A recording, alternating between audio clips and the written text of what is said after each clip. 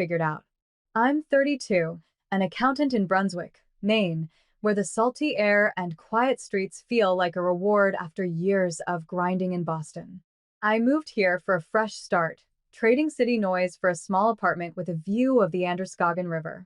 My life's simple by design. No debt, no drama, just me, my spreadsheets, and a coffee pot that's always on.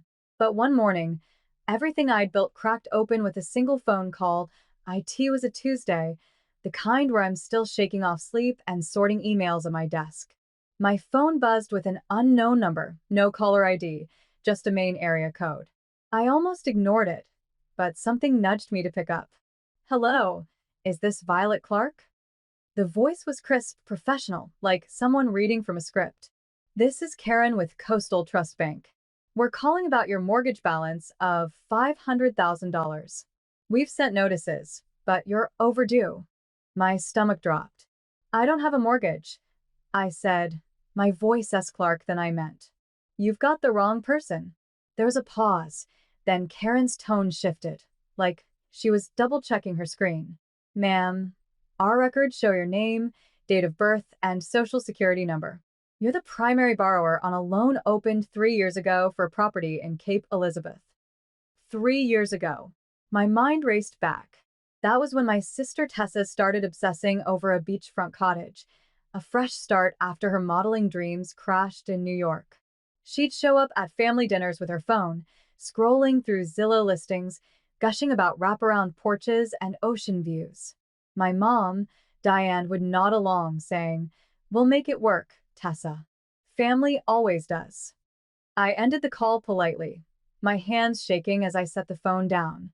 My office felt too small, the hum of the heater too loud. I don't own property. I rent a one-bedroom with creaky floors and a temperamental radiator. My finances are tight, deliberate, every penny accounted for since I was a kid bailing out my family's bad decisions. But $500,000? That kind of debt could sink me. I tried to tell myself it was a glitch, a mix-up, maybe someone with the same name. But my gut churned. I'd given my family everything over the years. My social security number for their tax forms, my signature for mom's hospital bills, my credit when dad's fishing boat business tanked. They had all the pieces to build this lie that I left work early, claiming a headache, and tore through my apartment, pulling out old files from a box under my bed. Bank statements, tax returns, even a medical form I'd co-signed for Tessa's emergency room visit after a car accident. My name, my details, my life, scattered in their hands. I sat on the floor, surrounded by papers, my coffee going cold. The truth was creeping in, sharp and cold as a Maine winter.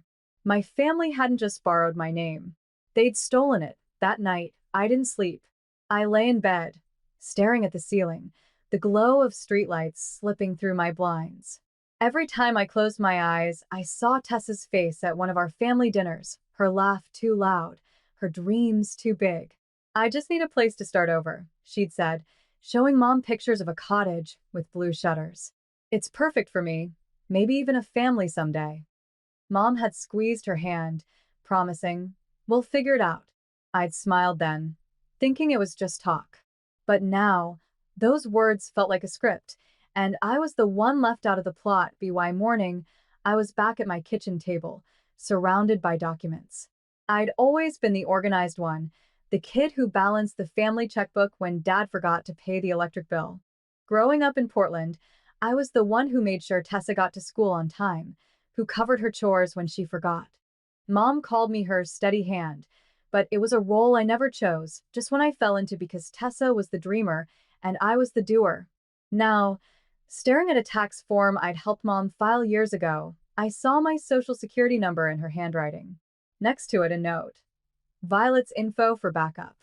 Backup. That's what I was to them. Did I open my laptop and pulled my credit report, my heart pounding as the page loaded. There it was, a $500,000 mortgage with Coastal Trust, tied to a property I'd never seen. My credit score, once pristine, was bruised, late payments I hadn't made, notices I hadn't received. I found an old envelope from Coastal Trust, a pre-approved offer I'd tossed without a second thought. Now it felt like a flare I'd ignored. I called the bank again. requesting the loan documents. The clerk promised to email them by the end of the day. Waiting felt like holding my breath underwater. When the PDF arrived, I hesitated before clicking. Page 1. My name, my birth date, my social security number. Page 3. A signature. It looked like mine, same loops, same slant, but it wasn't. The L was too smooth, the R too sharp. I'd always hesitated on my R's, a quirk from years of signing in a rush. This was practiced, deliberate, someone who'd studied me. My chest tightened. I didn't want to believe it, but the truth was staring back. My family had done this. They'd taken my name, my future, and signed it away for Tessa's dream house. And I'd made it easy, trusting them with every piece of me. The next day, I couldn't focus at work. Numbers blurred on my screen, my mind stuck on that forged signature. I kept thinking about all the times I'd said yes, to co-signing Dad's loan when his boat engine failed, to helping Tessa with her credit card debt. I'd given them my trust, because that's what family does, right? But now, I felt like a vault they'd cracked open. I needed help, someone outside the mess of my family. That's when I turned to Marcy. Marcy's my coworker, the kind of person who brings donuts on Fridays and actually listens when you talk. Over lunch in the office break room, she noticed my hands shaking as I stir my coffee. "Violet, you look like you're carrying the world," she said, her Vermont accent soft but direct. I spilled everything, the call, the mortgage, the signature that wasn't mine. She didn't interrupt, just nodded, her eyes steady. When I finished, she slid her phone across the table. "Call Jack Brennan. He's a lawyer, lives in Freeport.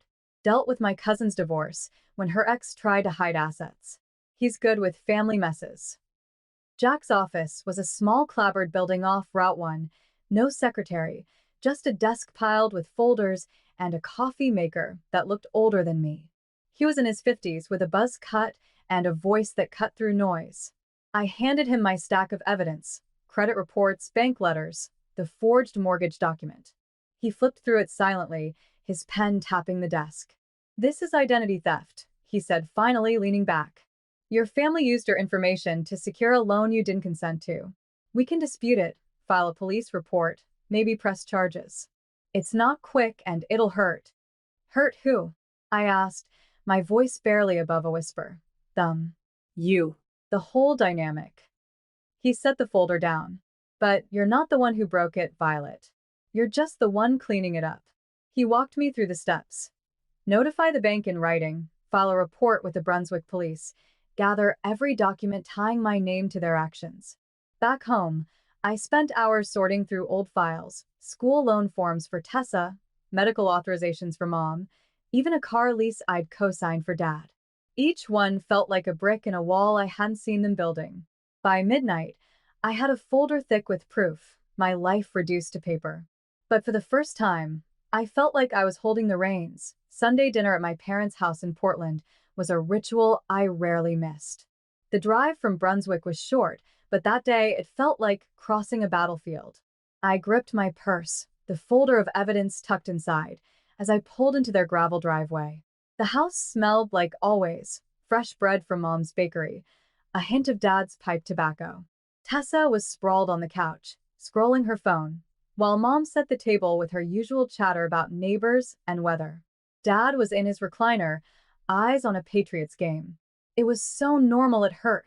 We ate in near silence. Roast chicken, mashed potatoes, green beans with a touch of lemon.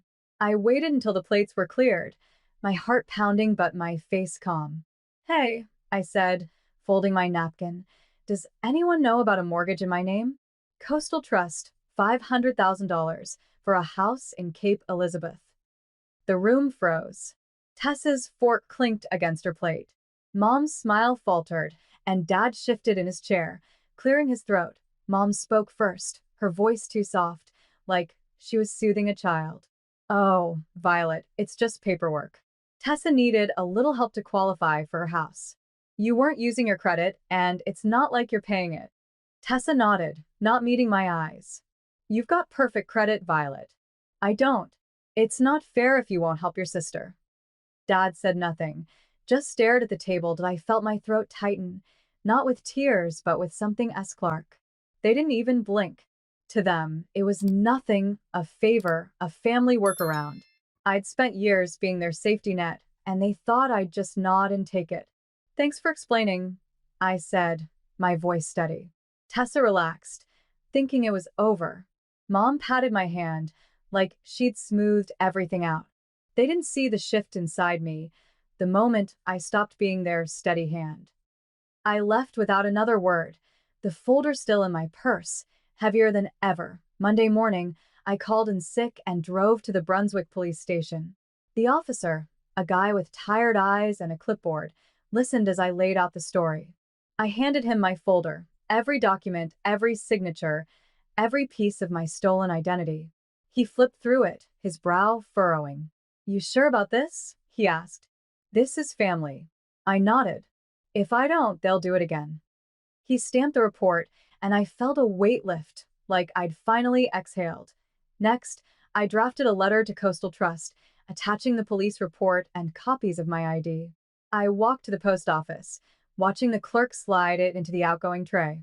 It was just an envelope, but to me, it was a line in the sand.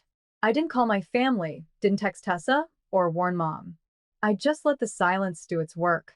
Days passed, 3, then 5, then a week. My phone stayed quiet, no texts, no voicemails. The waiting was heavy, but it was mine. One evening, I got an email from Coastal Trust. The mortgage was suspended pending investigation. They'd flagged the signature as questionable and were reviewing notary records. My credit score was still a mess, but the unraveling had started. I called Jack Brennan. They're taking it seriously, I said. He chuckled, a low rumble. They usually do when you show up with the truth instead of a fight. For the first time in weeks, I smiled. I wasn't yelling or begging. I was just standing still, letting the truth speak for me. A week later, I was cooking dinner in my apartment. Nothing fancy, just pasta with sauce from a jar, when someone knocked. Through the peephole, I saw Mom, her face tight, wrapped in her good wool coat. I opened the door, but didn't invite her in. How could you, she said, her voice sharp but trembling. Going to the police? Violet, we're your family.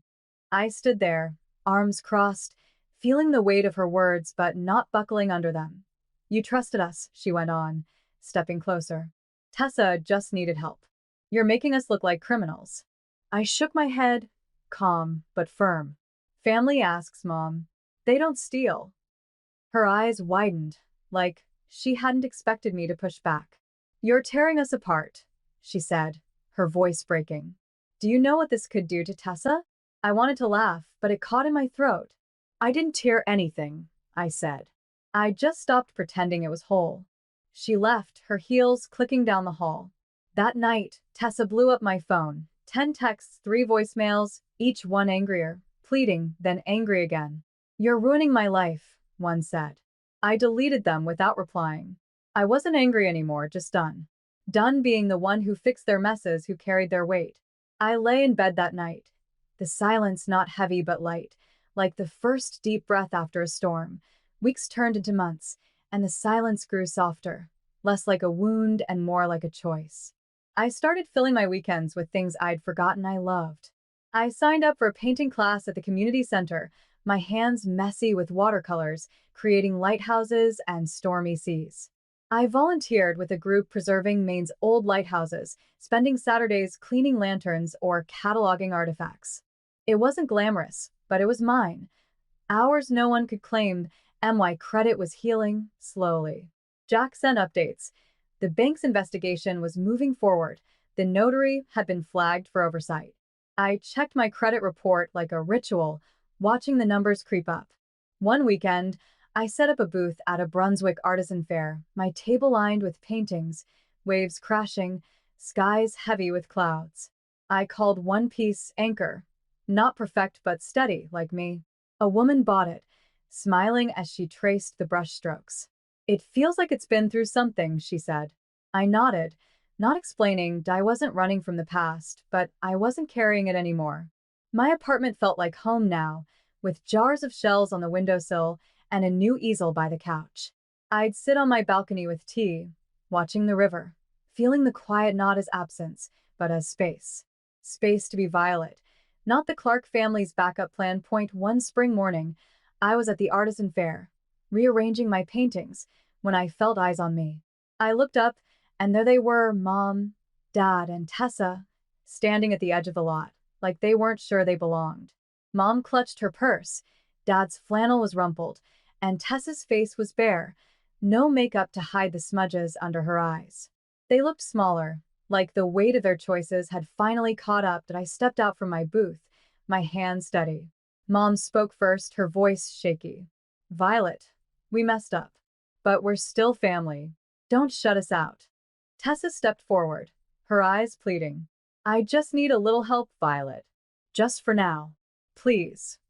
Dad said nothing, just looked at the ground, and I let the words hang, feeling the pull of old habits, to fix, to forgive, to fall back in line.